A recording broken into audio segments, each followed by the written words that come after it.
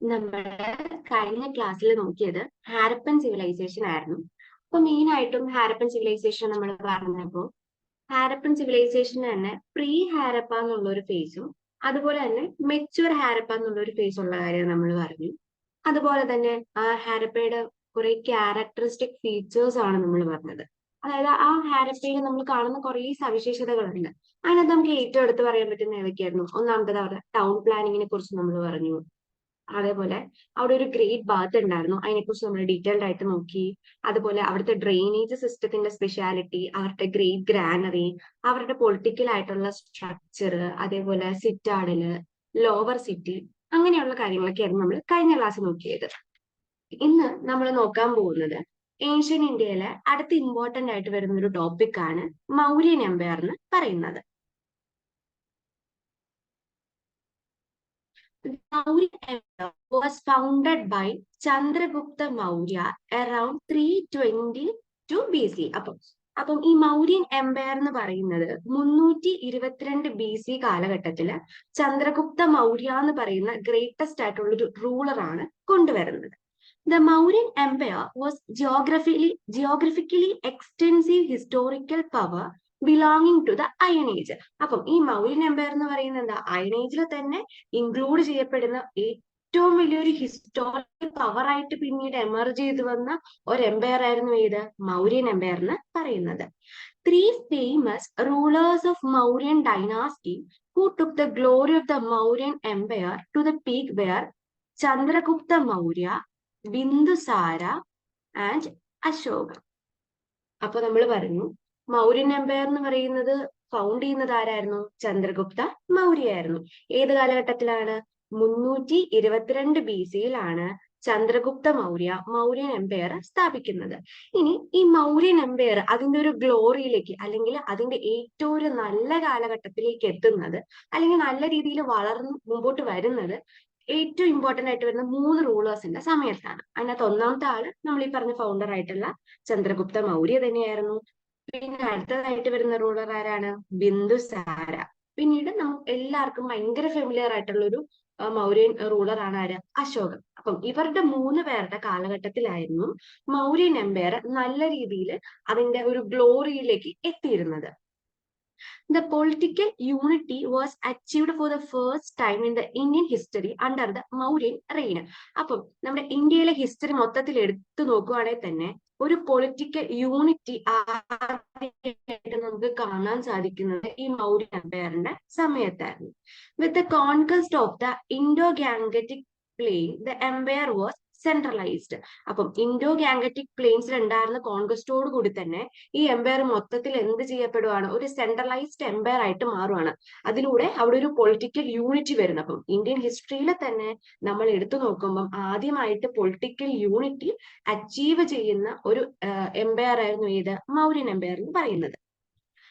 The capital city of Mauryan Empire was Padaliputra, present day Patna. അപ്പം നമ്മൾ ഇനി മൗര്യൻ എംപയറിന്റെ ബാക്കി ഡീറ്റെയിൽസ് നോക്കുകയാണ്. അപ്പൊ ആദ്യമായിട്ട് നമ്മൾ പറയുന്നത് എന്താ? മൗര്യൻ എംപയറിന്റെ ക്യാപിറ്റൽ സിറ്റിയെ കുറിച്ചാണ്. ഏതായിരുന്നു മൗര്യൻ എംപയറിന്റെ ക്യാപിറ്റൽ സിറ്റി? പാടലിപുത്ര. അപ്പൊ പാടലിപുത്ര എന്ന് പറയുന്ന സ്ഥലമായിരുന്നു മൗര്യൻ എംപയറിന്റെ ക്യാപിറ്റൽ സിറ്റി ആയിരുന്നത്. ഇപ്പം അതെവിടെയാണ് സിറ്റുവേറ്റ് ചെയ്തിരിക്കുന്നത്? അല്ലെങ്കിൽ പ്രസന്റ് ഡേയിൽ അത് എവിടെയാണ് കാണപ്പെടുന്നത്? പാട്ന എന്നുള്ള സ്ഥലത്താണ് ഈ പാടലിപുത്ര കാണപ്പെടുന്നത്. The republic and oligarch form of government came to an end and monarchy reached excellence under the Mauryas. അപ്പം നേരത്തെ എന്ന് പറഞ്ഞാൽ ഇവിടെ ഉണ്ടായിരുന്ന എങ്ങനത്തെ ഗവൺമെന്റ് ആയിരുന്നു? ഒരു റിപ്പബ്ലിക്കൻ ഫോം ഓഫ് ഗവൺമെന്റ്, അല്ലെങ്കിൽ ഒരു ഒളിഗാർക്കിക് ഫോം ഓഫ് ഗവൺമെന്റ് ആയിരുന്നു.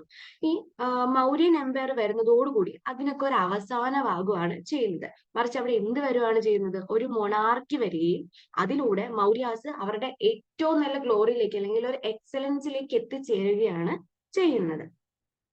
The empire is known for their exceptional creativity in the field of literature, art, architecture and inscriptions. അപ്പോൾ ഇവരുടെ ഗ്ലോറിയിലേക്ക് എത്തിയെന്ന് നമ്മൾ പറയുന്നുണ്ട്. ഏതൊക്കെ ഫീൽഡിലാണ് അവര് നല്ല രീതിയിൽ മുമ്പോട്ട് വരുന്നത്? ലിറ്ററേച്ചറിന്റെ കാര്യത്തിലാണെങ്കിലും ആർട്ടിന്റെ കാര്യത്തിലാണെങ്കിലും ആർക്കിടെക്ചറിന്റെ കാര്യത്തില് ഇൻസ്ക്രിപ്ഷന്റെ കാര്യത്തിൽ അങ്ങനെ എല്ലാ ഫീൽഡിലും ഈ മൗര്യൻസ് എന്ത് ചെയ്യുന്നു, എക്സൽ ചെയ്യുകയാണ് ചെയ്യുന്നത്. The lion capital of Ashoka which is the national emblem of India belongs to this era. അപ്പൊ നമുക്കറിയാം നമ്മുടെ ലയൺ ക്യാപിറ്റൽ എന്ന് പറയുന്നത് നമ്മളിപ്പോ സിമ്പിളിലൊക്കെ കാണുന്നുണ്ടല്ലോ, ഒരു ലയൺ ക്യാപിറ്റൽ അത് ഏത് റെയിനിൽ ബിലോങ് ചെയ്യുന്നതാണ്, അല്ലെങ്കിൽ അത് അഡോപ്റ്റ് ചെയ്യുന്നത് അശോകന്റെ ആ ലയൺ ക്യാപിറ്റൽ എന്നുള്ള ആ ഒരു സംഭവം നമ്മൾ നമ്മുടെ നാഷണൽ എംബ്ലത്തിൽ തന്നെ അഡോപ്റ്റ് ചെയ്യുന്നുണ്ട്. അത് ഏത് സമയത്ത് നിന്നുള്ളതാണ്, ഈ മൗര്യാസിന്റെ സമയത്ത് നിന്നുള്ളതാണ്. The Mauryan Empire came to an end by 180 BC and the last ruler of the dynasty was Brihadrata. അപ്പൊ ഈ മൗര്യൻ എംപയർ അവസാനിക്കുന്ന ഏത് കാലഘട്ടത്തോടെയാണ്, 180 BC സമയത്തോടു കൂടിയാണ് ഈ മൗര്യൻ എംപയർ ഡിക്ലൈൻ ചെയ്യുന്നത്. ആ സമയത്ത് മൗര്യൻ എംപയറിലെ അവസാനത്തെ റൂളർ ആരായിരുന്നു, ബൃഹദ്രഥയായിരുന്നു. അപ്പൊ നമ്മൾ അതിനെ പറഞ്ഞെന്താ, മൗര്യൻ എംപയർ ഫൗണ്ട് ചെയ്തത് ആരാണ്, ചന്ദ്രഗുപ്ത മൗര്യയാണ്. മറക്കരുത്, ഒരു കാരണവശാലും മറക്കാൻ പറ്റാത്ത പോയിന്റ് ആണ്. അതായത് ചന്ദ്രഗുപ്ത മൗര്യയാണ് മൗര്യൻ എംപയർ ഫൗണ്ട് ചെയ്തത് എന്നുള്ളത്. ഏത് വർഷമാണ്, 322 BC-യിലാണ് ചന്ദ്രഗുപ്ത മൗര്യൻ എംപയർ ഫൗണ്ട് ചെയ്യുന്നത്. ഇനി അവിടെ നമുക്ക് ഇനി ഏറ്റവും ഇമ്പോർട്ടന്റ് ആയിട്ടുള്ള റൂളേഴ്സിനെ എടുത്തു നോക്കുമ്പോൾ ആരൊക്കെയാ വരുന്നത്, ചന്ദ്രഗുപ്ത മൗര്യയുണ്ട്, ബിന്ദുസാരയുണ്ട്, അശോകയുണ്ട്. ഇനി ഇന്ത്യയിലെ തന്നെ അല്ലെങ്കിൽ നമ്മുടെ ഇന്ത്യൻ ഹിസ്റ്ററി എടുത്തു നോക്കുമ്പോൾ തന്നെ ആദ്യമായിട്ട് പൊളിറ്റിക്കൽ യൂണിറ്റി അച്ചീവ് ചെയ്യുന്ന ഒരു എംപയർ ആയിരുന്നു മൗര്യൻ എംപയർ എന്ന് പറയുന്നത്. പിന്നെ നമ്മൾ പറഞ്ഞ എന്താ, മൗര്യൻ എംപയറിന്റെ ക്യാപിറ്റൽ ഏതായിരുന്നു, പാടലിപുത്രയാണ്. പാടലിപുത്ര ഇപ്പൊ എവിടെയാണ് കാണപ്പെടുന്നത്, പാട്നയിലാണ് കാണപ്പെടുന്നത്. പിന്നെ അവിടെ നേരത്തെ എങ്ങനത്തെ ഫോം ഓഫ് ഗവൺമെന്റ് ആയിരുന്നു, ഒരു റിപ്പബ്ലിക്കൻ ഫോം ഓഫ് ഗവൺമെന്റ് അല്ലെങ്കിൽ ഒരു ഒളാർക്കിക് ഫോം ഓഫ് ഗവൺമെന്റ് ആയിരുന്നു ഉണ്ടായിരുന്നത്. അതിൽ നിന്ന് മറിച്ച് പിന്നീട് ഇത് എന്തായി മാറുകയാണ്, ഒരു മൊണാർക്കിക്കൽ ഫോം ഓഫ് ഗവൺമെന്റ് ആയിട്ട് മാറിയും അങ്ങനെയാണ് ഈ ഒരു മൗര്യൻ എംപയർ അതിന്റെ ഒരു സെനറ്റിലേക്ക് അല്ലെങ്കിൽ ഒരു ഹൈ പൊസിഷനിലേക്ക് എത്തുന്നത്. പിന്നെ ഇമ്പോർട്ടന്റ് ആയിട്ട് നമ്മൾ ഓർത്തിരിക്കേണ്ട കാര്യമാണ് നാഷണൽ എംബ്ലത്തിലുള്ള എന്ത് ലയൺ ക്യാപിറ്റൽ എവിടെ നിന്ന് അഡോപ്റ്റ് ചെയ്യുന്നത്, ഈ മൗര്യൻസിന്റെ കാലഘട്ടത്തിലുള്ള അശോകന്റെ ആ ഒരു ലയൺ ക്യാപിറ്റൽ ആ ഒരു സംഭവത്തിൽ നിന്നാണ് എന്ത് നാഷണൽ എംബ്ലത്തിൽ വരുന്ന ആ ഒരു ഇത് അഡോപ്റ്റ് ചെയ്യുന്നത്. ഇനി മൗര്യൻ എംപയർ ഡിക്ലൈൻ ചെയ്യുന്നത് എപ്പോഴാണ്, 180 BC-യിലാണ് മൗര്യൻ എംപയർ ഡിക്ലൈൻ ചെയ്യുന്നത്. ആ സമയത്ത് റൂളർ ആരായിരുന്നു, ബൃഹദ്രഥയാർ. ഇത്രയും ക്ലിയർ ആണല്ലോ. അപ്പൊ നമുക്കിനി നോക്കാം.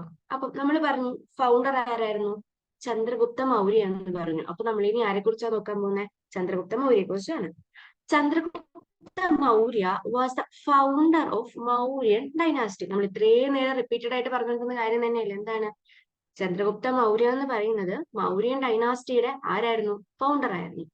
According to the Brahmanical tradition he was born to a Shudra woman in the Nanda coat.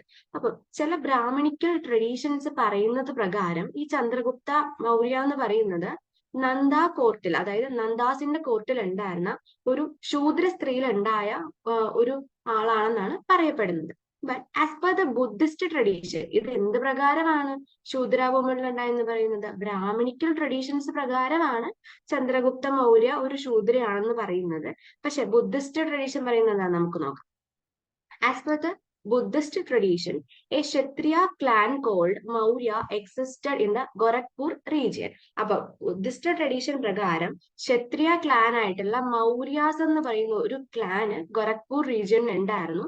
അദ്ദേഹം അതിനകത്ത് ബിലോങ് ചെയ്തതാണെന്നാണ് ബുദ്ധിസ്റ്റ് ട്രഡീഷൻ പറയുന്നത്. അപ്പം അദ്ദേഹത്തിന്റെ ആ ഒരു ബർത്തിനെ കുറിച്ച് അല്ലെങ്കിൽ ആ ഒരു അദ്ദേഹത്തിന്റെ ഒറിജിനെ കുറിച്ച് രണ്ട് കൺസെപ്റ്റ് ആണ് വരുന്നത്. ഒന്ന് എന്താണ്, ബ്രാഹ്മണിക്കൽ ട്രഡീഷൻ വെച്ചിട്ട് അദ്ദേഹം ഒരു ശൂദ്രയാണെന്നും പറയുന്നുണ്ട്. ട്രഡീഷൻ വെച്ച് അദ്ദേഹം എന്താണ്, ഒരു ക്ഷത്രിയ ക്ലാൻ ആളാണെന്ന് പറയുന്നുണ്ട്. He took advantages of the decline and weakness of Nanda. He overthrown the last ruler of Nanda dynasty, Dhanananda, with the help of Chanakya or Kaudalya, and crowned himself as the emperor.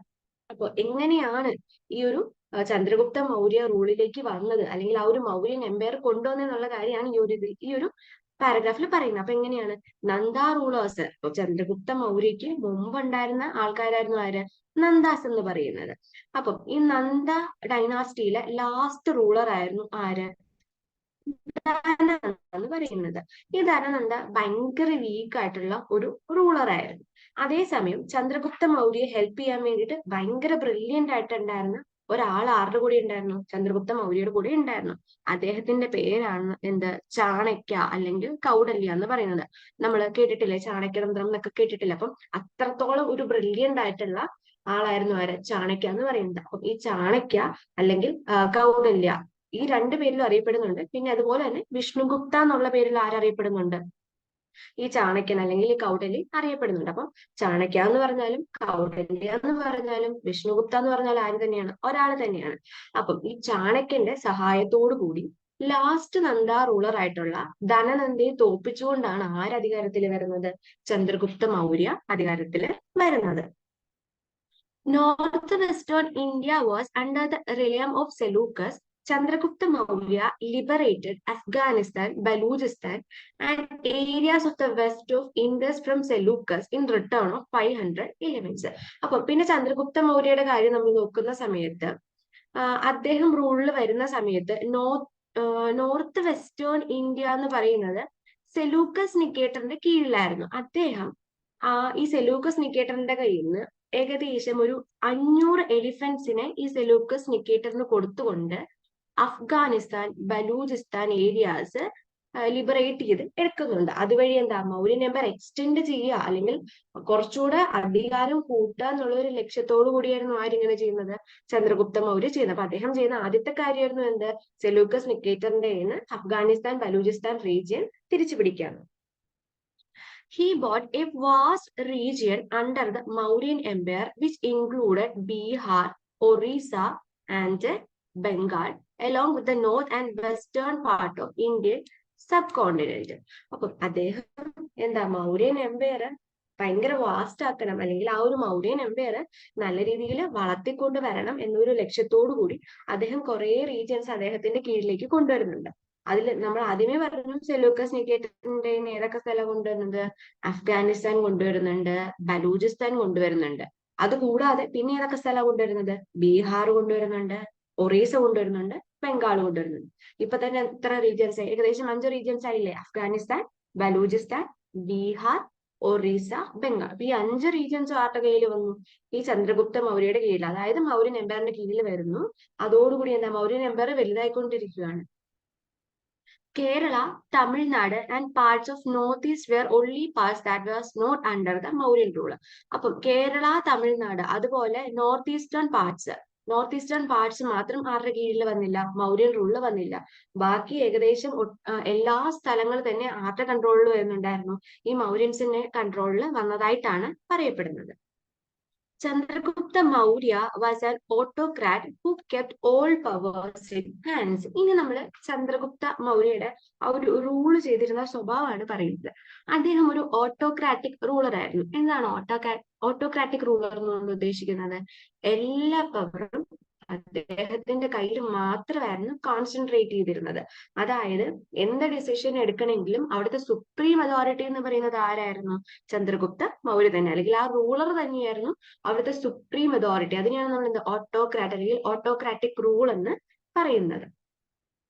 The most striking feature of his administration was the maintenance of huge army. ഇനി നമ്മൾ ഈ അഡ്മിനിസ്ട്രേഷന്റെ കാര്യം എടുത്ത് നോക്കുമ്പോൾ ചന്ദ്രഗുപ്ത മൗര്യയുടെ സമയത്ത് അദ്ദേഹം ഒരു വലിയ ആർമി തന്നെ മെയിൻറ്റെയിൻ ചെയ്തിരുന്നതായിട്ട് നമുക്ക് കാണാൻ പറ്റുന്നുണ്ട്. According to the accounts of Pliny, a Roman writer, Chandragupta has 6,000 soldiers, 30,000 cavalries and 9,000 elephants. അപ്പൊ നോക്കിക്കേ എത്രത്തോളം വലിയ ഒരു ആർമിയാണ് അദ്ദേഹം മെയിൻറ്റെയിൻ ചെയ്ത് പോയിക്കൊണ്ടിരുന്നത്. 60,000 സോൾജിയേഴ്സും 30,000 കാവലറീസും 9,000 എലിഫന്റ്സും അടങ്ങുന്ന ഒരു വലിയ ആർമി ആയിരുന്നു ആര് മെയിൻറ്റെയിൻ ചെയ്ത് പോയിക്കൊണ്ടിരുന്നത്? ചന്ദ്രഗുപ്ത മൗര്യയുടെ സമയത്ത് ആ മൗര്യൻ എംപയർ മെയിൻറ്റെയിൻ ചെയ്തുകൊണ്ടിരുന്നത്. ഇതിനെ കുറിച്ചുള്ള ഡീറ്റെയിൽസ് നമുക്ക് എവിടുന്നാ കിട്ടുന്നത്? പ്ലിനി എന്ന് പറഞ്ഞിട്ടുള്ള ഒരു റോമൻ റൈറ്ററിന്റെ അക്കൗണ്ടിൽ നിന്നാണ് ചന്ദ്രഗുപ്ത മൗര്യ ഇത്രയും വലിയ ഒരു ഹ്യൂജ് ആർമി അവിടെ പ്രിസർവ് ചെയ്തിരുന്നു അല്ലെങ്കിൽ മെയിൻറ്റെയിൻ ചെയ്ത് പോയിക്കൊണ്ടിരുന്നു എന്നുള്ള ഒരു കാര്യം നമുക്ക് മനസ്സിലാകുന്നത്. ഇനി അപ്പൊ ചന്ദ്രഗുപ്ത മൗര്യയുടെ കാര്യം നമുക്ക് ഒന്നുകൂടി നോക്കാം. ചന്ദ്രഗുപ്ത മൗര്യ എന്ന് പറയുന്ന ആരായിരുന്നു? മൗര്യൻ ഡൈനാസ്റ്റിയുടെ ഫൗണ്ടർ ആയിരുന്നു. അദ്ദേഹത്തിന്റെ ഒറിജിനെ കുറിച്ച് 2 കൺസെപ്റ്റ് ആണ് വരുന്നത്. ബ്രാഹ്മണിക്കൽ ട്രഡീഷൻ പ്രകാരം എന്താണ്? അദ്ദേഹം ഒരു ശൂദ്രയാണെന്ന് പറയുന്നുണ്ട്. ബുദ്ധിസ്റ്റ് ട്രഡീഷൻ പ്രകാരം എന്താണ് പറയുന്നത്, ഒരു ക്ഷത്രിയ ക്ലാനിൽ പെട്ട ആളാണെന്നും പറയുന്നുണ്ട്. ഇനി എങ്ങനെയാണ് ചന്ദ്രഗുപ്ത മൗര്യ റൂളിലേക്ക് വരുന്നത്? ലാസ്റ്റ് നന്ദ റൂളർ ആയിട്ടുള്ള ധനനന്ദയെ ഓവർത്രോൺ ചെയ്തുകൊണ്ട്, ആരുടെ ഹെൽപ്പോട് കൂടി, ചാണക്യന്റെ ഹെൽപ്പോട് കൂടി ധനനന്ദയെ ഓവർത്രോൺ ചെയ്തുകൊണ്ടാണ് ചന്ദ്രഗുപ്ത മൗര്യ വരുന്നത്. ചന്ദ്രഗുപ്ത മൗര്യ റൂളിൽ വന്ന ശേഷം അദ്ദേഹം ആദ്യം ചെയ്യുന്നുണ്ട്, മൗര്യൻ എംപയറിനെ ഒന്ന് വാസ്റ്റ് ആക്കുക, അല്ലെങ്കിൽ എന്താ വലുതാക്കുക എന്നുള്ളൊരു ലക്ഷ്യമായിരുന്നു അദ്ദേഹത്തിന് ഉണ്ടായിരുന്നത്. അതിന്റെ ഭാഗമായിട്ട് റീജിയൻ അദ്ദേഹം പിടിച്ചെടുക്കുന്നു. അദ്ദേഹം ബീഹാർ, ഒറീസ, ബംഗാൾ പോലുള്ള റീജിയൻസും അദ്ദേഹത്തിന്റെ കീഴിൽ, അല്ലെങ്കിൽ മൗര്യൻ എംപയറിന്റെ കീഴിലേക്ക് കൊണ്ടുവരുന്നുണ്ട്. ഏറെക്കുറെ എന്താ കേരള, തമിഴ്നാട്, അതുപോലെ നോർത്ത് ഈസ്റ്റ് പാർട്സ് ഒഴിച്ച് ബാക്കി എല്ലാം തന്നെ എന്തിന്റെ കീഴിൽ വന്നിട്ടുണ്ടെന്നാണ് പറയപ്പെടുന്നത്, മൗര്യൻ എംപയറിന്റെ കീഴിൽ വന്നിട്ടുണ്ടെന്നാണ് പറയപ്പെടുന്നത്. അതേപോലെ തന്നെ നമ്മൾ ചന്ദ്രഗുപ്ത മൗര്യ എന്നുള്ള ഒരു റൂളറിന്റെ ബേസിക് ആയിട്ടുള്ള ഒരു ക്യാരക്ടറിസ്റ്റിക്സ് എടുത്തു നോക്കുമ്പോൾ, അല്ലെങ്കിൽ അദ്ദേഹത്തിന്റെ ക്യാരക്ടർ നോക്കുമ്പോൾ, അദ്ദേഹം ഒരു ഓട്ടോക്രാറ്റിക് റൂൾ ആയിരുന്നു. അതായത് എല്ലാ പവറും അദ്ദേഹത്തിന്റെ കീഴിൽ, അല്ലെങ്കിൽ സുപ്രീം അതോറിറ്റി ആരായിരുന്നു, റൂളർ എന്നുള്ള ഒരു രീതിയിൽ വരുന്നതാണ് ഇത് ഓട്ടോക്രാറ്റിക് റൂൾ എന്ന് പറയുന്നത്. പിന്നെ റോമൻ റൈറ്റർ ആയിട്ടുള്ള പ്ലിനിയുടെ അക്കൗണ്ട്സിൽ നിന്ന് നമുക്ക് എന്ത് മനസ്സിലാവുന്നുണ്ട്, ചന്ദ്രഗുപ്ത മൗര്യയുടെ സമയത്ത് അദ്ദേഹം ഒരു വലിയ ആർമി അവിടെ മെയിൻറ്റെയിൻ ചെയ്ത് പോയിക്കൊണ്ടിരുന്നു എന്ന് നമുക്ക് മനസ്സിലാവുന്നുണ്ട്. അപ്പൊ നമ്മള് 3 റൂളേഴ്സിന്റെ കാര്യമാണ് സ്റ്റാർട്ടിങ്ങിൽ പറഞ്ഞത്. ഒന്നാമത്തെ ആരായിരുന്നു, ചന്ദ്രഗുപ്ത മൗര്യ. അതാണ് നമ്മളിപ്പോ കംപ്ലീറ്റ് ആക്കിയത്. ഇനി നമ്മൾ അടുത്ത വരുന്നതാണ് Bindusara. Chandragupta Maurya was succeeded by son Bindusara. അപ്പൊ ആരായിരുന്നു, ചന്ദ്രഗുപ്ത മൗര്യന്റെ മകനായിരുന്നു ആര്, ബിന്ദുസാര. ചന്ദ്രഗുപ്ത മൗര്യക്ക് ശേഷം അടുത്ത റൂളർ ആയിട്ട് മൗര്യൻ എംപയറിൽ വരുന്നത് ആരായിരുന്നു, ബിന്ദുസാരയാണ്. Greeks called him by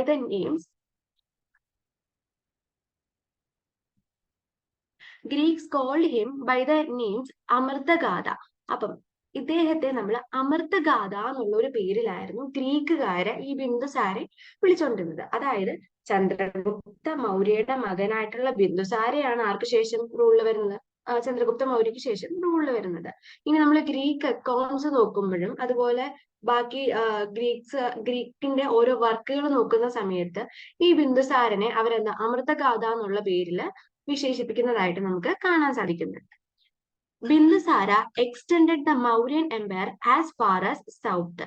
16 states, എത്ര സ്റ്റേറ്റ്സ് ആണ്, 16 states were brought under the empire by him, thereby conquering the Indian peninsula. അപ്പൊ നമ്മള് ചന്ദ്രഗുപ്ത മൗര്യയുടെ സമയത്ത് നമ്മൾ പറഞ്ഞു അദ്ദേഹം മൗര്യൻ എംപയർ വലുതാക്കാൻ ശ്രമിച്ചു എന്ന്. അതിന്റെ ഭാഗമായിട്ട് ഏതൊക്കെ റീജിയൻ, അഫ്ഗാനിസ്ഥാൻ, ബലൂചിസ്ഥാൻ, ബംഗാൾ, ബീഹാർ, ഒറീസ എന്നുള്ള റീജിയൻ ഓൾറെഡി മൗര്യൻ എംപയറിന്റെ കീഴിൽ വന്നു. പക്ഷെ ബിന്ദുസാരയുടെ സമയമാകുമ്പോൾ എന്താ സംഭവിക്കുന്നത്, കുറച്ചുകൂടെ മൗര്യൻ എംപയർ അവർ എക്സ്റ്റെൻഡ് ചെയ്യാൻ ശ്രമിക്കുകയാണ്. അതായത് സൗത്ത് റീജിയനിലേക്ക് കുറച്ചുകൂടെ എക്സ്റ്റെൻഡ് ചെയ്യാൻ ശ്രമിക്കുന്നു. അതിന്റെ ഭാഗമായിട്ട് ഏകദേശം 16 സ്റ്റേറ്റ്സ് തന്നെ എന്തിന്റെ കീഴിൽ വരുവാണ്, മൗര്യൻ എംപയറിന്റെ കീഴിലേക്ക് വരുവാണ്. അതായത് ഇന്ത്യൻ പെനിൻസുല മുഴുവനായിട്ട് മാറുന്ന കീഴിലേക്ക് വന്നു തുടങ്ങി, മൗര്യൻസിന്റെ കയ്യിലേക്ക് വന്നു തുടങ്ങുകയാണ് ചെയ്യുന്നത്. അതുകൊണ്ടാണ് നമ്മൾ പറയുന്നത് പൊളിറ്റിക്കൽ യൂണിറ്റിയോടുകൂടി ഇന്ത്യൻ ഹിസ്റ്ററിയിൽ കാണാൻ പറ്റുന്ന ഒരു എംപയർ ആണ് മൗര്യൻ എംപയർ എന്ന് പറയുന്നത്.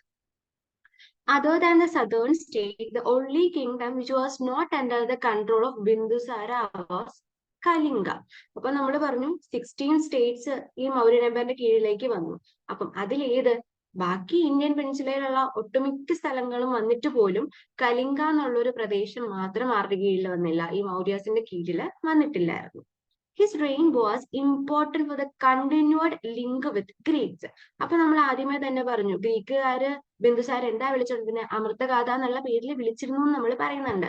അപ്പം അതിൽ നിന്ന് നമുക്ക് എന്താ മനസ്സിലാവുന്നത്, ഗ്രീക്കുകാരുമായിട്ട് ഒരു നല്ലൊരു റിലേഷൻ ആണ് വ്യക്തമാണ്. ഇനി നമ്മൾ അടുത്തത് നോക്കുന്നതാണ് Ashoka. Ashoka the greatest ruler of Mauryan empire was the son of Bindusara. അപ്പൊ ബിന്ദുസാരന്റെ മകനാണ് ആര്, അശോക എന്ന് പറയുന്നത്.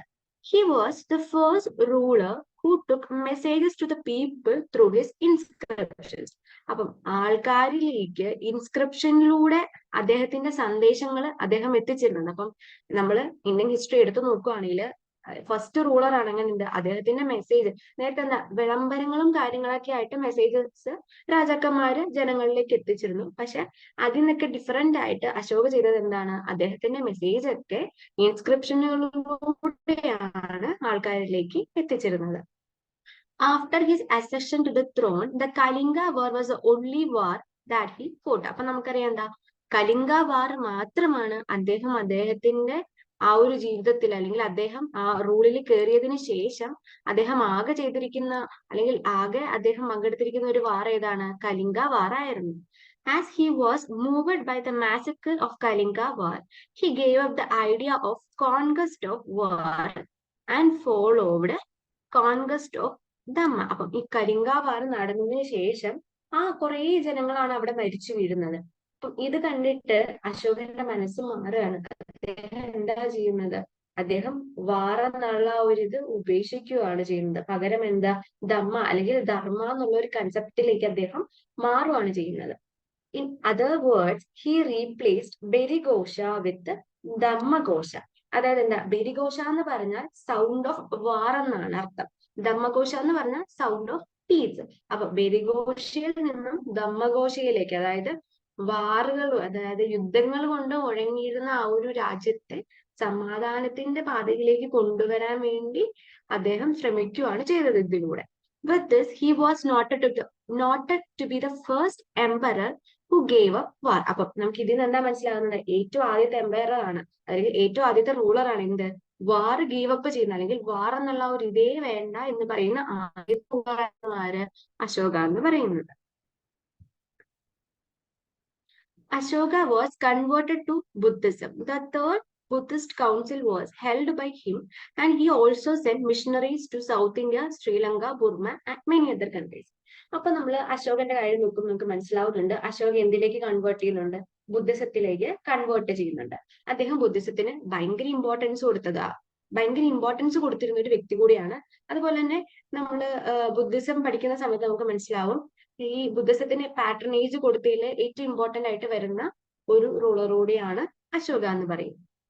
The third Buddhist council was held by him. അപ്പൊ എന്താണ്, അങ്ങനെ പാട്രണേജ് കൊടുത്തിരുന്നത് കൊണ്ട് തന്നെ ബുദ്ധിസ്റ്റ് കൗൺസിലിൽ വരുന്ന മൂന്നാമത്തെ കൗൺസില് ആരുടെ അധ്യക്ഷതയിലാണ് നടക്കുന്നത്?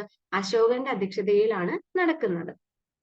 The great ruler of ancient India was Ashoka, who was known for his missionaries. He brought further unification in the Mauryan Empire by one dharma, one language and one script. അപ്പോൾ പിന്നെ അശോകന്റെ ഒരു contribution എന്ന് പറയുന്നത്, അദ്ദേഹം മൗര്യൻ എംപയറിനെ ഒരു ധർമ്മം, ഒരു ലാംഗ്വേജ്, അല്ലെങ്കിൽ ഒരു സ്ക്രിപ്റ്റ്, അതായത് വൺ ധർമ്മ, വൺ ലാംഗ്വേജ്, വൺ സ്ക്രിപ്റ്റ്, ഒരേ രീതിയിലുള്ള എല്ലാ കാര്യങ്ങളും ഒരേ രീതിയിൽ, അല്ലെങ്കിൽ ഒരു യൂണിഫൈഡ് ആയിട്ടുള്ള രീതിയിലേക്ക് മൗര്യൻ എംപയറിനെ കൊണ്ടുവരാൻ, അതായത് ഒരു ലാംഗ്വേജ് മാത്രം യൂസ് ചെയ്യുക, ഒരു സ്ക്രിപ്റ്റ് ലിപി അല്ലെങ്കിൽ ഒരു സ്ക്രിപ്റ്റ് മാത്രം അവിടെ യൂസ് ചെയ്യുക എന്നുള്ള ഒരു കൺസെപ്റ്റിലേക്ക് കൊണ്ടുവരുന്ന ഒരാൾ കൂടിയാണ് ആര്? അശോക എന്ന് പറയുന്നത്. His policy of Dhamma was a broad concept which covered the way of life. അപ്പം നമ്മൾ അശോകന്റെ കാര്യം പറയുമ്പോൾ ഒന്നാമത്തെ പറയുന്നത് എന്താണ്? കലിംഗ വാറിന്റെ കാര്യം നമ്മൾ പറഞ്ഞു. ബെരിഘോഷ എന്നുള്ളതിൽ ധമ്മഘോഷയിലേക്ക് അദ്ദേഹം മാറുന്നുണ്ട്. അതുപോലെ തന്നെയാണ് നമ്മൾ ഇവിടെ പറഞ്ഞ കാര്യം എന്താണ്? ബുദ്ധിസത്തിലേക്ക് കൺവേർട്ട് ആവുന്നുണ്ട്. ബുദ്ധിസത്തിന് പാട്രണേജ് കൊടുത്തിരുന്നു. തേർഡ് ബുദ്ധിസ്റ്റ് കൗൺസിലിൽ അദ്ദേഹം പങ്കെടുത്തിരുന്നു എന്നുള്ള കാര്യം. പിന്നെന്താ? One Dharma, one language and one script എന്നുള്ള കൺസെപ്റ്റ് കൊണ്ടുവരികയും അതുവഴി മൗര്യൻ എംപയറിനെ മൊത്തം യൂണിഫൈ ചെയ്യാനും അദ്ദേഹത്തിന് വലിയൊരു പങ്ക് വഹിച്ചിട്ടുണ്ട്. അടുത്ത ഇമ്പോർട്ടന്റ് ആയിട്ട് വരുന്ന അദ്ദേഹത്തിന്റെ കാര്യമാണ് പോളിസി ഓഫ് ധർമ്മ എന്ന് പറയുന്നത്. എങ്ങനെ ഒരു ലൈഫ് നല്ല രീതിയിൽ മുമ്പോട്ട് കൊണ്ടുപോകണം, അല്ലെങ്കിൽ ധർമ്മത്തിനെ ബേസ് ചെയ്ത് എങ്ങനെയാണ് ഒരു ജീവിതം മുമ്പോട്ട് കൊണ്ടുപോകുന്നത് എന്നുള്ള ഒരു കൺസെപ്റ്റ് ആണ് ഈ പോളിസി ഓഫ് ധമ്മയിലൂടെ അശോക മുന്നോട്ട് വയ്ക്കുന്നത്. His policy of Dhamma was a broad concept which covered the way of life, code of conduct, and a set of principles that people should adopt in their daily life. അപ്പം ഒരു നിത്യ ജീവിതത്തില് ഒരാള് സ്വീകരിക്കേണ്ട കുറച്ച് principles, അല്ലെങ്കിൽ കുറച്ച് എന്താ റൂൾസും റെഗുലേഷൻസും, നല്ല രീതിയിൽ ജീവിതം മുമ്പോട്ട് കൊണ്ടുപോകാൻ വേണ്ടിയിട്ട് കുറെ പ്രിൻസിപ്പിൾസും കാര്യങ്ങളും, അതുപോലെ തന്നെ റൂൾസും കോഡ് ഓഫ് കണ്ടക്ട് ഒക്കെ കൂടെ വരുന്നതാണ് എന്താ അദ്ദേഹം ഈ പോളിസി ഓഫ് ധമ്മ കൊണ്ട് ഉദ്ദേശിക്കുന്നത്. He appointed Dhamma Mahamatras for propagating his Dhamma among people. അപ്പം ഈ ധമ്മ മഹാമാത അല്ലെങ്കിൽ ധർമ്മ മഹാമാത്ര എന്ന് പറയുന്ന ആൾക്കാരെ ഈ അശോക അപ്പോയിന്റ് ചെയ്യുന്നുണ്ട്. എന്തിനു വേണ്ടിയിട്ടാണ്? അദ്ദേഹം ഇങ്ങനെ ഒരു പോളിസി ഓഫ് ധമ്മ കൊണ്ടുവരുന്നുണ്ട്, പക്ഷെ അത് ആൾക്കാരിലേക്ക് എത്തണമെങ്കിൽ അത് സ്പ്രെഡ് ചെയ്യാൻ വേണ്ടിയിട്ട് ആൾക്കാർ വേണമല്ലോ. അപ്പം അതിനു വേണ്ടി അപ്പോയിന്റ് ചെയ്യുന്ന, അല്ലെങ്കിൽ ഈ ധമ്മ എന്നുള്ള ആ ഒരു പോളിസി ജനങ്ങളിലേക്ക് എത്തിക്കാൻ വേണ്ടി കുറെ ഒഫീഷ്യൽസിനെ അപ്പോയിന്റ് ചെയ്യുന്നുണ്ട് അശോക. അവരെയാണ് നമ്മൾ എന്ത് വിളിക്കുന്നത്? ധമ്മ മഹാമാത്ര ധർമ്മ മഹാമാത്രാസ് എന്ന് വിളിക്കുന്നത്. He followed religious tolerant policy. He was known for his policy of peace, non-aggression and cultural conquest. ഇനി അദ്ദേഹം എങ്ങനെയായിരുന്നു? റിലീജിയസ് ടോളറൻറ്റ് പോളിസി, അതായത് എല്ലാ റീജിയനും ഇമ്പോർട്ടൻസ് കൊടുത്തിരുന്ന, അല്ലെങ്കിൽ എല്ലാ റീജിയനും അതിൻ്റെതായിട്ടുള്ള ഒരു ബഹുമാനം കൊടുത്തിരുന്ന ഒരു വ്യക്തിയായിരുന്നു അശോക എന്ന് പറയുന്നത്. അതുപോലെ പീസിനും സമാധാനത്തിനും നോൺ അഗ്രഷനും അതുപോലെ കൾച്ചറൽ കോൺകസ്റ്റിനും ഒക്കെ അദ്ദേഹം എന്താണ്, അദ്ദേഹത്തിന്റെ പോളിസി ഭയങ്കര ഫേമസ് ആണ്. ഇനി നമുക്ക് നോക്കേണ്ടത് അശോകന്റെ ഇൻസ്ക്രിപ്ഷൻസ് ആണ്. The history of Ashoka was build with this inscriptions as the basic. അപ്പൊ നമ്മൾ പറഞ്ഞു ആദ്യത്തെ റൂളറാണ് എന്ത്, ഇൻസ്ക്രിപ്ഷൻസിലൂടെ ജനങ്ങളിലേക്ക് അദ്ദേഹത്തിന് മെസ്സേജ് എത്തിച്ചിരുന്ന ആദ്യത്തെ റൂളറാണ് ആര്? അശോക എന്ന് പറയുന്നത്. The inscriptions were the proclamation of Ashoka to the public at large. അപ്പൊ എന്താ, അദ്ദേഹത്തിനുള്ള മെസ്സേജസ് ആയിരുന്നു എന്താ, ഇൻസ്ക്രിപ്ഷൻസിലൂടെ അദ്ദേഹം ജനങ്ങളിലേക്ക് എത്തിച്ചിരുന്നത്. There are about 39 inscriptions which are broadly classified into 4 categories. അപ്പം ഏകദേശം അശോകന്റെ 39 ഇൻസ്ക്രിപ്ഷൻസ് ആണ് നമുക്ക് കാണാൻ സാധിക്കുന്നത്. അതിനെ തന്നെ എങ്ങനെയാ 4 കാറ്റഗറീസ് ആയിട്ടാണ് ഡിവൈഡ് ചെയ്തത്. ഏതൊക്കെയാ വരുന്നത്? മേജർ റോക്ക് എഡിക്ട്സ് ഉണ്ട്, മൈനർ റോക്ക് എഡിക്ട്സ് ഉണ്ട്, അതുപോലെ മേജർ പില്ലർ എഡിക്ട്സും ഉണ്ട്, മൈനർ പില്ലർ എഡിക്ട്സും ഉണ്ട്. അപ്പം ഏതൊക്കെയാണ്? റോക്ക് എഡിക്റ്റും ഉണ്ട്, പില്ലർ എഡിക്റ്റും ഉണ്ട്. അപ്പം major rock edict, minor rock edict, അതുപോലെ major pillar edict, minor pillar edict. അപ്പൊ ഇങ്ങനെ വരുന്ന 39 ഇൻസ്ക്രിപ്ഷൻസ് ആണ് അശോകൻ കൊണ്ടുവന്നിട്ടുള്ളത്. The name Ashoka appears only in the copies of minor edict 1. അപ്പൊ നമുക്ക് ഈ edict നോക്കുന്ന സമയത്ത് നമുക്ക് മനസ്സിലാവുന്ന ഒരു കാര്യമുണ്ട്. അശോക എന്നുള്ള ഒരു പേര് നമുക്ക് ഈ മൈനർ റോക്ക് എഡിക്ട് 1 മാത്രമേ കാണാൻ സാധിക്കുന്നുള്ളൂ. Which are found at 1 place in Maharashtra and 3 in Karnataka. എവിടുന്നാ കിട്ടുന്നത്? മഹാരാഷ്ട്രയിൽ നിന്നും കർണാടകയിൽ നിന്ന് കിട്ടുന്ന മൈനർ റോക്ക് എഡിക്ട് 1 മാത്രമേ നമുക്ക് എന്താ, അശോക എന്നുള്ള ഒരു പേര് കാണാൻ പറ്റുന്നുള്ളൂ. All other inscription have the name Devanama Piyadasi, അതായത് പിയദസി അല്ലെങ്കിൽ ദേവനാമ പിയദസി എന്നുള്ള ഒരു പേരിലായിരുന്നു അശോക അറിയപ്പെട്ടിരുന്നത്. അപ്പൊ അദ്ദേഹത്തിന്റെ ഒരേ ഒരു എഡിക്റ്റ്, അതായത് മൈനർ റോക്ക് എഡിക്ട് 1 മാത്രമാണ് എന്ത്, അശോക എന്നുള്ളൊരു പേര് നമുക്ക് കാണാൻ പറ്റുന്നത്. ബാക്കിയുള്ള അദ്ദേഹത്തിന്റെ എല്ലാ എഡിക്റ്റുകളിലും അശോക ഏതൊരു പേരിലാണ് അറിയപ്പെട്ടിരുന്നത്? പിയദസി എന്നുള്ളൊരു പേരിലായിരുന്നു അറിയപ്പെട്ടിരുന്നത്. അപ്പൊ പിയദസി എന്നുള്ളതിന്റെ മീനിങ് എന്ന് പറയുന്നത് which means dear to God, ദൈവത്തിനോട് ഏറ്റവും അടുത്ത് നിൽക്കുന്ന എന്നുള്ളൊരു അർത്ഥമാണ് ആ പിയദസി എന്നുള്ള ഒരു വേർഡിന് ഉള്ളത്. His inscriptions were found in Afghanistan, Pakistan, Nepal and India. അപ്പൊ എവിടേക്കാണ് ഇൻസ്ക്രിപ്ഷൻസ് കണ്ടത്? നമ്മൾ പറഞ്ഞു മഹാരാഷ്ട്രയിലും കർണാടകയിലും കിട്ടി. അതുകൂടാതെ അഫ്ഗാനിസ്ഥാൻ, പാകിസ്ഥാൻ, നേപ്പാൾ റീജിയൻസിൽ നിന്നും ആരുടെ ഇൻസ്ക്രിപ്ഷൻസ് കിട്ടുന്നുണ്ട്? അശോകന്റെ ഇൻസ്ക്രിപ്ഷൻസ് നമുക്ക് കിട്ടുന്നുണ്ട്. The inscription found in the Indian subcontinent were mostly written in Pragar using Brahmi script, while in the northwestern part were Aramic language and Kharoshthi script. അപ്പം നമുക്ക് ഇന്ത്യൻ സബ് കോണ്ടിനെന്റിൽ നിന്ന് കിട്ടുന്ന അശോകന്റെ ഇൻസ്ക്രിപ്ഷൻസ് എന്ന് പറയുന്നത് പ്രാകൃത ലാംഗ്വേജിലും അതുപോലെ ബ്രഹ്മി സ്ക്രിപ്റ്റിലുമാണ് കാണപ്പെട്ടിരുന്നത്. അപ്പം ഇന്ത്യൻ സബ് കോണ്ടിനെന്റിൽ ഏതാണ്? പ്രാകൃത ലാംഗ്വേജും ബ്രഹ്മി സ്ക്രിപ്റ്റും ആണ്. നോർത്ത് വെസ്റ്റേൺ പാർട്സിലേക്ക് വരുമ്പോൾ എങ്ങനെയാണ് കാണപ്പെടുന്നത്? അറാമിക് ലാംഗ്വേജിലും കരോഷ്ടി സ്ക്രിപ്റ്റിലുമാണ് കാണപ്പെടുന്നത്. അപ്പൊ നമ്മള് അശോകന്റെ റോക്ക് എഡിക്റ്റ് നോക്കുന്ന സമയത്ത് ഒരു എഡിക്റ്റിൽ മാത്രമേ എന്താ അശോക എന്നുള്ള പേര് നമ്മൾ മെൻഷൻ ചെയ്യുന്നുള്ളൂ, അല്ലെങ്കിൽ നമുക്ക് അങ്ങനെ കാണാൻ പറ്റുന്നുള്ളൂ. ബാക്കി എല്ലാ എഡിക്റ്റിലും തന്നെ അദ്ദേഹത്തിന് പിയദസി എന്നുള്ള ഒരു പേരിലാണ് കാണപ്പെടുന്നത്. അദ്ദേഹത്തിന് ഇൻസ്ക്രിപ്ഷൻ നമുക്ക് അഫ്ഗാനിസ്ഥാൻ, പാകിസ്ഥാൻ, നേപ്പാൾ തുടങ്ങിയ സ്ഥലങ്ങളിൽ നിന്നെല്ലാം കിട്ടുന്നുണ്ട്. ഇന്ത്യൻ സബ് കോണ്ടിനെന്റിൽ നിന്ന് കണ്ടുപിടിച്ച ഇൻസ്ക്രിപ്ഷൻ ഒക്കെ ഏത് ലാംഗ്വേജിലാണ്? പ്രാകൃത ലാംഗ്വേജിലും അതുപോലെ ബ്രഹ്മി സ്ക്രിപ്റ്റിലുമാണ് കാണപ്പെട്ടത്. പക്ഷെ നോർത്ത് വെസ്റ്റേൺ പാർട്ടിൽ വരുമ്പോൾ അറാമിക് ലാംഗ്വേജിലും ഖരോഷ്ടി സ്ക്രിപ്റ്റിലുമായിരുന്നു കാണപ്പെട്ടിരുന്നത്. ഇനി നമ്മൾ മൗര്യൻ എംപയറിന്റെ ലിറ്റററി സോഴ്സസിനെ കുറിച്ചാണ് നോക്കുന്നത്. അതിനകത്ത് ആദ്യമേ വരുന്നതാണ് അർത്ഥശാസ്ത്രം.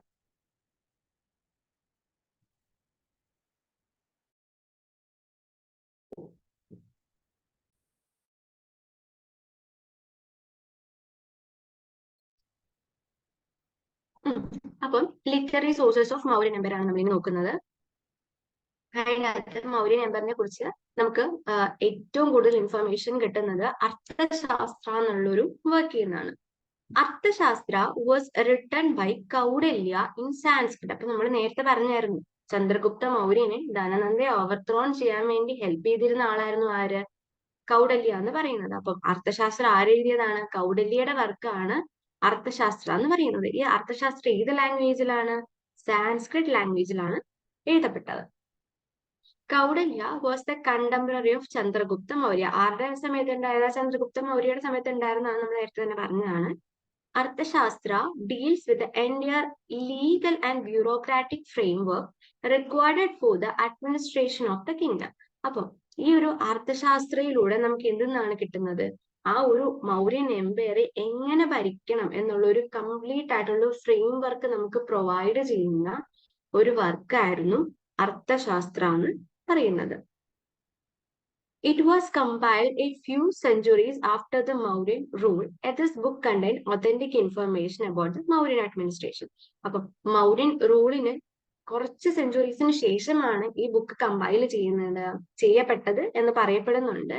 എന്നാൽ പോലും അതിനകത്തുള്ള ഇൻഫർമേഷൻ എന്ന് പറയുന്നത് ഭയങ്കര ഒതന്റിക് ആണ്.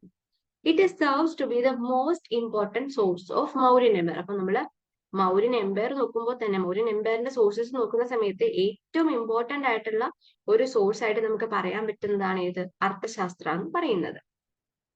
It contain 15 books and 180 chapters. അതായത് ഈ അർത്ഥശാസ്ത്ര എന്ന് പറയുന്നത് ഒരു വലിയ വർക്കാണ്. അതിനെ നമുക്ക് 15 ബുക്സ് ആയിട്ട് ഡിവൈഡ് ചെയ്യാം. ആ 15 ബുക്സിലായിട്ട് ഏകദേശം 150 ചാപ്റ്റേഴ്സ് ആണ് നമുക്ക് കാണാൻ പറ്റുന്നത്. അപ്പം അർത്ഥശാസ്ത്രം ആരാണ് എഴുതിയത്? കൗഡല്യാണ് അർത്ഥശാസ്ത്ര എന്നുള്ളൊരു വർക്ക് എഴുതുന്നത്. അത് ഏത് ലാംഗ്വേജിലായിരുന്നു? സാൻസ്ക്രിറ്റ് ലാംഗ്വേജിലായിരുന്നു എഴുതപ്പെട്ടത്. കൗഡല്യ ആരുടെ കണ്ടംപററി ആയിരുന്നു? ചന്ദ്രഗുപ്ത മൗര്യയുടെ കണ്ടംപററി ആയിരുന്നു കൗഡല്യ. ഈ അർത്ഥശാസ്ത്രത്തിൽ എന്താണ് മെൻഷൻ ചെയ്യുന്നത്? ആ ഒരു മൗര്യൻ എംപയറിനെ കുറിച്ചുള്ള കംപ്ലീറ്റ് ആയിട്ടുള്ള ഒരു ലീഗൽ ആൻഡ് ഒരു ബ്യൂറോക്രാറ്റിക് ഫ്രെയിംവർക്ക് ആയിരുന്നു ആ ഒരു ബുക്ക് പ്രൊവൈഡ് ചെയ്യുന്നത്. ഏറ്റവും മോസ്റ്റ് ഇമ്പോർട്ടൻറ്റ് സോഴ്സ് ആണ് മൗര്യൻ ഹിസ്റ്ററി നോക്കുമ്പോഴത്തേക്കും. അതിനെ നമ്മൾ ഈ അർത്ഥശാസ്ത്രം നമുക്ക് 15 ബുക്കായിട്ടും അതുപോലെ 150 ചാപ്റ്റേഴ്സും ആയിട്ടാണ് ഡിവൈഡ് ചെയ്യാൻ പറ്റുന്നത്. പിന്നെ അടുത്ത വരുന്ന സോഴ്സ് ആണ് മുദ്ര രാക്ഷസ. മുദ്ര രാക്ഷസ ഇസ് എ ഡ്രാമ. ഇത് മറന്നു പോരുത്, മുദ്ര രാക്ഷസ എന്ന് പറയുന്നത് ഒരു ഡ്രാമയായിരുന്നു. ആരാണ് എഴുതിയെന്ന് നമുക്ക് നോക്കാം. Written by Vishakhadatta in Sanskrit language. അപ്പൊ നമ്മൾ നേരത്തെ ആദ്യമേ നോക്കിയ അർത്ഥശാസ്ത്ര ഏത് ലാംഗ്വേജിൽ തന്നെയായിരുന്നു? സാൻസ്ക്രിറ്റിൽ തന്നെയായിരുന്നു. അത് എന്താ അവിടുത്തെ ഒരു ലീഗലും അതുപോലെ ബ്യൂറോക്രാറ്റിക് ഫ്രെയിംവർക്കിനെ കുറിച്ചും മെൻഷൻ ചെയ്യുന്ന ബുക്കാണെങ്കിൽ മുദ്ര രാക്ഷസ എന്ന് പറയുന്നത് എന്തായിരുന്നു? ഒരു ഡ്രാമയായിരുന്നു. അത് എഴുതിയത് ആരാണ്? വിശാഖദത്ത. അപ്പം വിശാഖദത്തിന്റെ മുദ്രാരാക്ഷസ എന്ന് പറയുന്നത് മൗര്യൻ എംപയറിന്റെ സമയത്ത് എഴുതപ്പെട്ട ഒരു ഡ്രാമയായിരുന്നു. ഏത് ലാംഗ്വേജിലാണ് എഴുതപ്പെട്ടത്? സാൻസ്ക്രിറ്റ് ലാംഗ്വേജിലാണ് എഴുതപ്പെട്ടത്. Though this piece of work belongs to the Gupta era, it gives an image of socio-economic conditions under the Mauryas. ശരിക്കും ഈ മുദ്രാരാക്ഷസ എന്ന് പറയുന്നത് ഗുപ്ത റീജിയൻ അല്ലെങ്കിൽ ഗുപ്ത എറയിൽ ബിലോങ് ചെയ്യുന്നതാണ്, അല്ലെങ്കിൽ ആ ഒരു സമയത്തുള്ള വർക്കാണ് ഈ മുദ്രാരാക്ഷസ എന്ന് പറയുന്നത്. എന്നാൽ പോലും എന്താ മൗര്യൻ റീജിയനിൽ അല്ലെങ്കിൽ മൗര്യൻ കാലഘട്ടത്തിൽ ഉണ്ടായിരുന്ന ഒരു സോഷ്യോ എക്കണോമിക് കണ്ടീഷൻസിന് വളരെ ഡീറ്റെയിൽഡ് ആയിട്ട് മെൻഷൻ ചെയ്യുന്ന ഒരു വർക്ക് കൂടിയാണ് മുദ്രാരാക്ഷസ എന്ന് പറയുന്നത്. The victory of Chandragupta Maurya over Nandas under the guidance of Kaudalya is elaborated in this. അപ്പം കൗഡല്യയുടെ സഹായത്തോടു കൂടി ചന്ദ്രഗുപ്ത മൗര്യ എങ്ങനെയാണ് ലാസ്റ്റ് നന്ദ റൂളർ ആയിട്ടുള്ള ധനനന്ദയെ ഓവർത്രോൺ ചെയ്തുകൊണ്ട് മൗര്യൻ എംപയർ സ്ഥാപിച്ചതെന്ന് വളരെ ഡീറ്റെയിൽഡ് ആയിട്ട് പറയുന്ന ഒരു വർക്ക് കൂടിയാണ് മുദ്രാരാക്ഷസ എന്ന് പറയുന്നത്. അത് തന്നെയാണ് അതിന് ഇത്രയും ഇമ്പോർട്ടൻസ് വരാനുള്ള കാരണം. അടുത്ത ഇമ്പോർട്ടന്റ് ആയിട്ട് വരുന്ന സോഴ്സ് ആണ് Indica. Indica was written by Megasthenes, a Greek ambassador who was sent by Seleucus to Gupta Maurya's court. അപ്പം ഇൻഡിക്ക എന്ന് പറയുന്നത് എഴുതപ്പെട്ടത് മെഗസ്തനീസ് എന്ന് പറഞ്ഞ ഒരു ഗ്രീക്ക് അംബാസിഡർ വഴിയാണ്. അപ്പം സെലൂക്കസ് നിക്കേറ്റർ, നമ്മൾ നേരത്തെ പറഞ്ഞായിരുന്നു സെലൂക്കസ് നിക്കേറ്ററിന്റെ കയ്യിൽ നിന്ന് ചന്ദ്രഗുപ്ത മൗര്യ കുറെ സ്ഥലങ്ങൾ, അതായത് അഫ്ഗാനിസ്ഥാൻ, ബലൂചിസ്ഥാൻ പോലുള്ള സ്ഥലങ്ങൾ പിടിച്ചടക്കി എന്നുള്ളത്. അപ്പം ആ സെലൂക്കസ് നിക്കേറ്ററിന്റെ ഒരു അംബാസിഡർ ആയിരുന്നു, അതായത് ഗ്രീക്ക് അംബാസിഡർ ആയിരുന്നു ആര്? മെഗസ്തനീസ് എന്ന് പറയുന്നത്. അപ്പൊ ആ മെഗസ്തനീസ് മൗര്യൻ എംപയറിനെ കുറിച്ച് എഴുതിയ ഒരു വർക്കായിരുന്നു ഇന്ത്യക്ക എന്ന് പറയുന്നത്. He wrote an account of the administration of the capital city Padaliputra and the Mauryan Empire as well. അപ്പം ഈ ഒരു വർക്കിലൂടെ അദ്ദേഹം എന്താണ് മെൻഷൻ ചെയ്തത്? പാടലിപുത്ര എന്നുള്ള ആ ഒരു ക്യാപിറ്റൽ സിറ്റി, അതായത് മൗര്യൻ എംപയറിന്റെ ക്യാപിറ്റൽ സിറ്റി ആയിട്ടുള്ള പാടലിപുത്രയെ കുറിച്ചും മൗര്യൻ എംപയറിന്റെ അഡ്മിനിസ്ട്രേഷനെ കുറിച്ചും വളരെ ഡീറ്റെയിൽഡ് ആയിട്ടുള്ള ഒരു അക്കൗണ്ട് പ്രൊവൈഡ് ചെയ്യുന്ന ഒരു വർക്കായിരുന്നു ഇന്ത്യക്ക എന്ന് പറയുന്നത്.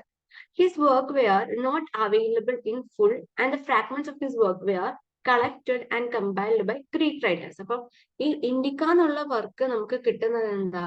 കംപ്ലീറ്റ് ആയിട്ടൊന്നുമല്ല, അല്ലെങ്കിൽ അത് നമുക്ക് കംപ്ലീറ്റ് ആയിട്ടുള്ള ഒരു വർക്ക് നമുക്ക് ഇപ്പൊ അവൈലബിൾ അല്ല. നമുക്ക് അതിന്റെ കുറച്ച് ഫ്രാഗ്മെന്റ്സ് മാത്രമാണ് കിട്ടിയിട്ടുള്ളത്. അതെല്ലാം കൂടെ കളക്ട് ചെയ്ത് കമ്പൈൽ ചെയ്ത് വെച്ചിരുന്ന ഗ്രീക്ക് റൈറ്റേഴ്സ് ഇതെല്ലാം, അതായത് ഫ്രാഗ്മെന്റ്സ് എല്ലാം കൂടെ കളക്ട് ചെയ്ത് കമ്പൈൻ ചെയ്ത് വെച്ചിരിക്കുന്ന ആ ഒരു നമ്മൾ ഇന്ത്യക്ക എന്ന് പറയുന്നത്.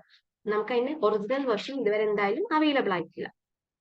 അപ്പം ഇത്രയുമാണ് അതിന്റെ സോഴ്സസിൽ നമുക്ക് പറയാൻ പറ്റുന്നത്. ഏതൊക്കെയാണ്? 3 വർക്കാണ് വരുന്നത്. ഒന്ന് കൗഡല്യന്റെ അർത്ഥശാസ്ത്ര, പിന്നെ വിശാഖദത്തന്റെ മുദ്രാരക്ഷസ, പിന്നെ വരുന്നത് മെഗസ്തനീസിന്റെ ഇന്ത്യക്ക. ഇനി നമ്മൾ നോക്കുന്നത്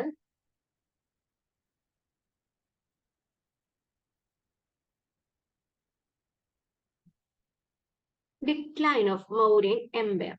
The Mauryan Empire began to disintegrate with the end of Ashoka reign in 232 BC. അപ്പം അശോകന്റെ കാലഘട്ടം തീരുന്നതോടുകൂടി, അതായത് ഏകദേശം 232 BC തന്നെ മൗര്യൻ എംപയർ അതിന്റെ ഒരു തകർച്ചയിലേക്ക് എത്തുവാണ്. Several factors led to the decline and fall of the vast empire. അതപ്പം ഈ ഒരു മൗര്യൻ എംപയറിന്റെ ഡിക്ലൈനിലേക്ക് ഒരുപാട് റീസൺസ് ആണ് നമുക്ക് കാണാൻ കഴിയുന്നത്. അതിനകത്ത് ഏറ്റവും ഇമ്പോർട്ടന്റ് ആയിട്ട് പറയുന്നതാണ് ബ്രാഹ്മണിക്കൽ റിയാക്ഷൻ എന്ന് പറയുന്നത്. Though Ashoka adopted the policy of religious tolerance. അപ്പൊ നമ്മൾ പറഞ്ഞായിരുന്നു റിലീജിയസ് ടോളറൻസ്, എല്ലാ മതങ്ങൾക്കും ഒരേപോലെ ഇമ്പോർട്ടൻസ് കൊടുത്തിരുന്നു ഒരു വ്യക്തിയാണ് ആര്? അശോക എന്ന് പറയുന്നത്. അതേപോലെ തന്നെ എന്താണ്? He was against the killing of ആനിമൽസിനെ കൊല്ലുന്നതിന് എതിരായിരുന്നു അദ്ദേഹം. അതേപോലെ തന്നെ he prohibited the superstitious sacrifices and rituals performed by woman. അപ്പൊ ബ്രാഹ്മണിക്കൽ റിയാക്ഷൻ എന്ന് പറഞ്ഞാൽ എന്താ? ബ്രാഹ്മിൻസിന്റെ ഒരു എതിർപ്പാണ് അവിടെ നമുക്ക് കാണാൻ സാധിക്കുന്നത്. അദ്ദേഹം ഇങ്ങനെ എല്ലാ മതങ്ങളോടും ഒരു ടോളറൻസ് കാണിക്കുകയും ആനിമൽസിനെയും ബേർഡ്സിനെയും കൊല്ലുന്നതിന് എതിരാക്കുകയും സൂപ്പർസ്റ്റിഷ്യസ് ആയിട്ടുള്ള സാക്രിഫൈസസും റിച്വൽസും പ്രൊഹിബിറ്റ് ചെയ്യുന്നതോടുകൂടി എന്താ സംഭവിക്കുന്നത്? ബ്രാഹ്മിൻസിന് അതൊരു വലിയ അടിയാകുകയാണ് ചെയ്യുന്നത്. കാരണം അവരുടെ ഏറ്റവും വലിയ വരുമാനം എന്ന് പറയുന്നത് ഈ സാക്രിഫൈസസും റിച്വൽസിലൂടെയും ആയിരുന്നു കിട്ടിയിരുന്നത്. അദ്ദേഹം ഇത് പ്രൊഹിബിറ്റ് ചെയ്യുന്നതോടുകൂടി ബ്രാഹ്മിൻസിന് സ്വാഭാവികമായിട്ട് എന്താ, അവരുടെ ആ ഒരു വരുമാനം നിൽക്കുകയും അതേ തുടർന്ന് ഈ രാജാവിനെതിരെ അല്ലെങ്കിൽ അശോകനെതിരെ അവർക്കൊരു എന്താ ഡിസ്റെസ്പെക്ട് എന്നല്ല പറയേണ്ടത്, ഒരു എതിർപ്പ് വരികയും ചെയ്യാണ്. അതും എന്താ ആ ഒരു ബ്രാഹ്മണിക്കൽ റിയാക്ഷൻ, അതായത് അവിടെ ഉണ്ടായിരുന്ന ബ്രാഹ്മിൻസ് എല്ലാം അങ്ങനെ പയ്യെ തിരിയാൻ തുടങ്ങുന്നതും ഈ ഒരു എംപയറിന്റെ ഡിക്ലൈന് ഏറ്റവും ഇമ്പോർട്ടന്റ് ആയിട്ടുള്ള ഒരു റീസൺ ആണ്. അതേപോലെ അടുത്ത കാരണം നമുക്ക് പറയാൻ പറ്റുന്നതാണ് ഫിനാൻഷ്യൽ ക്രൈസിസ് എന്ന് പറയുന്നത്. The Mauryan Empire was known for maintaining the largest army and the largest regiment of officers in the ancient times. അപ്പൊ മൗര്യൻ എംപയർ എന്ന് പറയുമ്പോൾ ഒരു ലാർജസ്റ്റ് ആർമി മെയിൻറ്റെയിൻ ചെയ്തിരുന്നു. നമ്മൾ നേരത്തെ പറഞ്ഞായിരുന്നു ചന്ദ്രഗുപ്ത മൗര്യയുടെ സമയത്ത് ഒരു വലിയ ആർമി അല്ലെങ്കിൽ ഒരു ഹ്യൂജ് ആർമി അവര് മുമ്പോട്ട് കൊണ്ടുപോയിരുന്നു. അതായത് ഏകദേശം 60,000-ഓളം സോൾജിയേഴ്സും 30,000-ഓളം കാവലറീസും 9,000 എലിഫൻസ് ഒക്കെ അടങ്ങിയ ഒരു വലിയ ആർമിയാണ് ആര് മെയിൻറ്റെയിൻ ചെയ്ത് പോയിക്കൊണ്ടിരുന്നത്? മൗര്യൻസ് മെയിൻറ്റെയിൻ ചെയ്ത് പോയിക്കൊണ്ടിരുന്നത്. This led to huge expenditure on the payment to the army and bureaucrat, thus resulting in the economic constraints. അപ്പൊ ഇത്രയും വലിയ ആർമി മെയിൻറ്റെയിൻ ചെയ്ത് പോകണമെന്നുണ്ടെങ്കിൽ അതിന് ഒരുപാട് ചെലവ് വരും. അത്രയും ചെലവ്, അതായത് ഇവർക്ക് ഇതെല്ലാം മെയിൻറ്റെയിൻ ചെയ്ത് കൊണ്ടുപോകണം. അതേപോലെ അശോകയുടെ സമയത്ത് അശോക ഈ ധമ്മ പ്രൊപ്പഗേറ്റ് ചെയ്യാൻ വേണ്ടി സ്പെഷ്യൽ ആയിട്ട് ആരെ അപ്പോയിന്റ് ചെയ്യുന്നുണ്ട്? ധർമ്മ മഹാമാത്രനെ അപ്പോയിന്റ് ചെയ്യുന്നുണ്ട്. അപ്പം അവർക്ക് സാലറി കൊടുക്കണം, ഇനി ആർമിയിലുള്ളവർക്ക് സാലറി കൊടുക്കണം. ഇത്രയും വലിയ ആർമിയിലുള്ള മൃഗങ്ങളെ എല്ലാവരെയും എന്താ തീറ്റിപ്പോറ്റാനുള്ള പൈസ എല്ലാം കൂടെ ഇപ്പൊ എന്താ മൊത്തത്തിൽ ഒരു ഫിനാൻഷ്യൽ ക്രൈസിസിലേക്ക് മൗര്യൻ എംപയർ എത്തുന്നുണ്ട്. ഇതും എന്തിന് കാരണമാകുന്നുണ്ട്? മൗര്യൻസിന്റെ decline കാരണമാവുന്നുണ്ട്. Oppressive ruler. During the reign of Bindusara, people of Taxila complained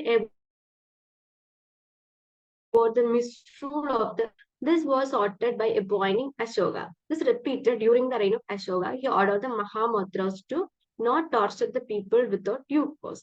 He introduced a rotation of officers in Ujjain, Taxila, and Tosali to address this issue. However, the oppression continued to exist in the outlying provinces. അതായത് oppressive rule ബിന്ദുസാറിന്റെ സമയത്ത് നമ്മൾ ഓരോ regions ആയിട്ട് ഈ മൗര്യൻ എംപയറിനെ തിരിക്കുന്നുണ്ട്. ആ ഒരു സമയത്ത് ഓരോ റീജിയൻസിനെ കൺട്രോൾ ചെയ്യാൻ വേണ്ടി ഓരോ റൂളേഴ്സിനെയും ബ്യൂറോക്രാറ്റ്സിനെയൊക്കെ വെച്ചിട്ടുണ്ടായിരുന്നു. അപ്പം അവിടെ ഉണ്ടായിരുന്ന ആ ബ്യൂറോക്രാറ്റ്സ് എന്താ മിസ്ബിഹേവ് ചെയ്യുക അല്ലെങ്കിൽ മിസ്റൂൾ ചെയ്യുകയാണ് ചെയ്യുന്നത്. അപ്പൊ ഇതേ തുടർന്ന് ബിന്ദുസാരന്റെ സമയത്ത് അശോകനെ അപ്പോയിന്റ് ചെയ്യുന്നുണ്ട്. അതോടുകൂടി ആ പ്രശ്നം അവിടെ സോൾവ് ആകുകയാണ് ചെയ്യുന്നത്. പക്ഷെ അശോകന്റെ സമയത്തും ഈ സെയിം ഫേസ് ചെയ്യുകയാണ്. അതായത് ഈ ധർമ്മ മഹാമാത്രസ്, അതായത് ധമ്മ സ്പ്രെഡ് ചെയ്യാൻ വേണ്ടി അശോക് അപ്പോയിന്റ് ചെയ്തിരുന്ന ഓഫീസേഴ്സ് ആയിരുന്നു ധമ്മ മഹാമാത്രാസ് എന്ന് പറയുന്നത്. അവരും എന്താ ആൾക്കാരുടെ അടുത്ത് മിസ്ബിഹേവ് ചെയ്യുന്നു, അവരെ ടോർച്ചർ ചെയ്യുന്ന ഒരു സ്ഥിതിയിലേക്ക് എത്തുന്നുണ്ട്. ഇതൊക്കെ എന്തിനു കാരണമാകുന്നുണ്ട്? ജനങ്ങൾക്കിടയിൽ ഒരു വിദ്വേഷത്തിന് കാരണമാകുകയും അത് പിന്നീട് ആ മൗര്യൻ എംപയറിന്റെ തന്നെ തകർച്ചയ്ക്ക് കാരണമായിട്ട് മാറുകയാണ് ചെയ്യുന്നത്. Spread of new knowledge. As a result of the expansion of the Mauryan empire, the knowledge of the material advances of the Mauryas spread to Central India, Kalinga and Deccan. അപ്പൊ എന്താ മൗര്യൻ എംപയർ ഇങ്ങനെ വളർന്നതോടുകൂടി അവർക്ക് എന്താ മെറ്റീരിയൽ അഡ്വാൻറ്റേജസ്, അതായത് അവരുടെ അവർ use ചെയ്യുന്ന ആ ഒരു സാധനങ്ങളുടെയും അതുപോലെ അവരുടെ ആ ഒരു കൾച്ചറും കാര്യങ്ങളും ഇങ്ങോട്ട് സ്പ്രെഡ് ചെയ്യാൻ തുടങ്ങുന്നു. അല്ലെങ്കിൽ അവരുടെ ആർമി ആണെങ്കിലും അവർ യൂസ് ചെയ്യുന്ന എന്ത് ലക്ഷറി സാധനങ്ങളാണെങ്കിലും അത് മൊത്തത്തില്, കാരണം മൗര്യൻ എംപയർ എന്ന് പറയുന്നത് തന്നെ ഒരു വലിയ എംപയർ ആയിട്ട് മാറിക്കൊണ്ടിരിക്കുകയാണ്. അതപ്പം പൊളിറ്റിക്കലി യുണൈറ്റഡ് ആയിരിക്കണം, ഭയങ്കര യുണൈറ്റഡ് ആയിട്ടിരിക്കണം എന്നുണ്ടെങ്കിൽ എല്ലാ കാര്യങ്ങളും എന്താ എല്ലായിടത്തും ഈക്വൽ ആയിട്ട് കൊണ്ടുവരാൻ ശ്രമിക്കണം. അങ്ങനെ ഈക്വൽ ആയിട്ട് കൊണ്ടുവരാൻ ശ്രമിക്കുന്ന സമയത്ത് അവിടെ വലിയൊരു ചെലവ് വരുന്നുണ്ട്. അപ്പം ഈ ന്യൂ നോളജിന്റെ സ്പ്രെഡ് കൊണ്ട് തന്നെ അവിടെ എന്ത് വരുന്നുണ്ട്? വലിയൊരു ചെലവ് വരുന്നുണ്ട്. അതും ഒരു ഡിക്ലൈന് കാരണമാകുന്നു. അപ്പം ഇത്രയുമാണ് എന്ത് മൗര്യൻ എംപയറിന്റെ ഡിക്ലൈന് നമുക്ക് റീസൺ പറയുന്നത്. അപ്പൊ നമുക്ക് ആദ്യമേ തൊട്ട് ജസ്റ്റ് ഒന്ന് നോക്കാം.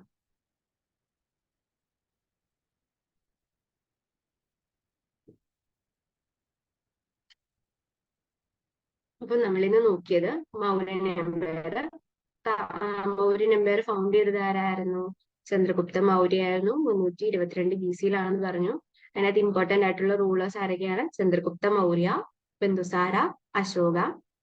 അപ്പൊ നമ്മൾ പിന്നെ അവരുടെ ഓരോ റൂളേഴ്സിന്റെ കാര്യം നോക്കി. ചന്ദ്രഗുപ്ത മൗര്യ ഫൗണ്ടർ ആയിരുന്നു എന്ന് പറയുന്നു.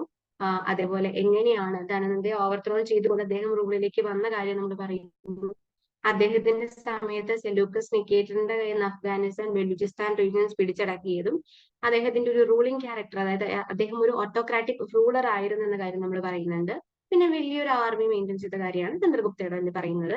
പിന്നെ വരുന്ന ആരാണ്? ബിന്ദുസാരയാണ്. ബിന്ദുസാര ചന്ദ്രഗുപ്ത മൗര്യയുടെ മകനായിരുന്നു. ഗ്രീക്കുകാരുമായിട്ട് നല്ലൊരു ബന്ധം പുലർത്തിയിരുന്ന ഒരു വ്യക്തിയായിരുന്നു ബിന്ദുസാരൻ എന്ന് പറയുന്നത്. അദ്ദേഹത്തിന് ഗ്രീക്കുകാർ വിളിച്ചിരുന്ന പേരാണ് അമൃതഗാഥ എന്നുള്ളത്. അദ്ദേഹത്തിന്റെ സമയത്ത് ഏകദേശം 16 സ്റ്റേറ്റ്സ് മൗര്യൻ എംപയറിന്റെ കീഴിലേക്ക് വരുന്നുണ്ട്.